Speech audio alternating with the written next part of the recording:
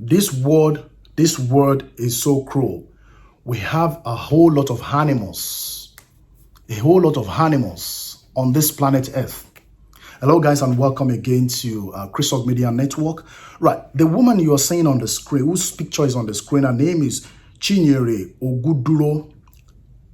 Ogudoro. She's a mother of 4 who lives in Scotland. She's got 4 children and she lives in Scotland. Right, this woman was set ablaze by her husband. Okay, she was set ablaze by her husband for flimsy reason, for very useless excuse. For excuse are supposed to put that man behind bar for the rest of his life. Right. She returned to Nigeria alone, and her brother picked her up from the airport and took her home. Benjamin also had a quarrel. Benjamin is the name of the husband who set this woman ablaze. Right. Benjamin also had a quarrel with his wife over a house she bought. He tried to sell the house, but was surprised to see that his name was not on the documents of his wife's property. This angered him, and he sent a death threat. Right. So he followed through on his threat when she returned to Nigeria. I'm going to draw a bit of analysis on this in a minute. Right. So after setting, she followed that threat up until she returned to Nigeria. After setting Chinyere and her brother ablaze, Benjamin fled and sent a message to her sister claiming that the house caught fire and he escaped. So what happens is this.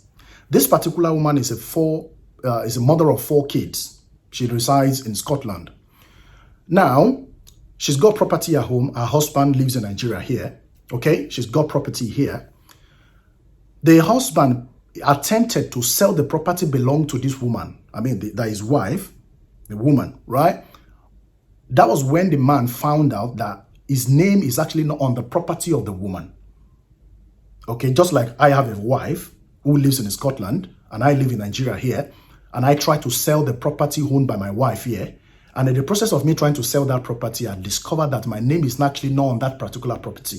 So I got angry and I threatened that whenever she returns to Nigeria, I'm going to deal with her. I hope you are getting the gist. Right, this woman returned to Nigeria, as a matter of fact. This man set the wife who returned from Scotland ablaze with a brother. And this her brother is the only son of their family. So immediately this Benjamin man, who is the husband, set the wife and the brother ablaze. He fled and called the sister of the woman to tell her that the house caught fire and he escaped. You see how terrible? Sometimes when I've said a couple of times on this particular channel that when you are getting married to a particular man, it is always very important you take your time to study this man. A lot of women rush into marriage because they see their colleagues get married. Because they see their colleague do some things, they also want to do it. Competition. Without even you taking your time to study that particular man you want to move in with, you want to spend the rest of your life with, you rush into it because your friends, your colleagues, they've gotten married and you are like, what am I waiting for? I need to get married as well. This is exactly what you could get from a thing like that. When you don't take your time to study men very well. Men are very callous. Not all of them. Some men are very wicked. Some men, they have their heart like a cabbage for devil. This is just an example of what terrible men could do to a woman. This woman struggled hard in Scotland to buy a property back home in Nigeria. And you are hungry because your name was not on the property. You made an attempt to sell the property, but you couldn't sell it because your name was not on the property. So if your name was on the property, maybe the woman was nice enough and loved you enough, included your name on the property, that is how you would have sold the property. But thank goodness your name was not on the property, and that angered you so very much well that you threatened her. And you actually carried out the threat when she visited the country. She left the 4 kids in Scotland she came home to visit, on a visit. And that was the end of her. So ladies out there, you need to take your time.